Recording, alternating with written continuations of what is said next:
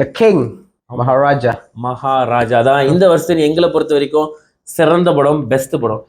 நிறைய விஷயங்கள் இருந்தாலும் எனக்கு பளிச்சுட்டு எப்பயுமே அந்த படத்தை பார்த்தோன்னா முதல்ல விஷயம் ஸ்டோரி, ஸ்க்ரீன் பிளே. எப்பயுமே நிறைய பேர் சொல்லுவாங்க, நிறைய டைரக்டருங்க நிறைய பெரிய பெரிய ஜாம்பானுங்களாம் சொல்லுவாங்க, ஸ்டோரியில் கான்சன்ட்ரேட் பண்ணுங்க, ஸ்க்ரீன் பிளேல கான்சன்ட்ரேட் பண்ணுங்க. சப்ப கதையை கூட நீங்கள் நல்ல ஸ்க்ரீன் பிளேல சொன்னீங்களா, திரைக்கதையில் அழகா சொன்னீங்கன்னா எல்லாமே கேட்பாங்க அப்படின்றதுக்கு பெஸ்ட் உதாரணமா இந்த வருஷத்துல. அதாவது இதுல ஒர்க் பண்ணுங்கடா, வேற எதுவுமே அதுக்கப்புறம்லாம் அடுத்தது அப்படின்னு சொன்ன ஒரு படம் என்னை பொறுத்த வரைக்கும் மகாராஜா.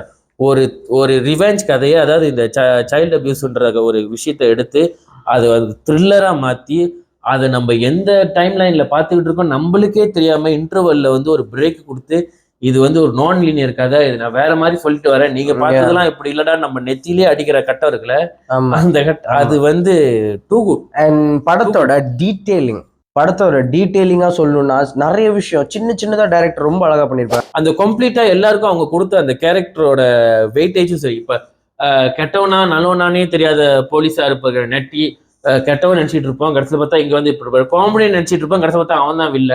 பாஸ்ட் நினைச்சிட்டு இருப்போம், அதான் பிரசன்ட் நினைச்சிட்டு இருந்தா.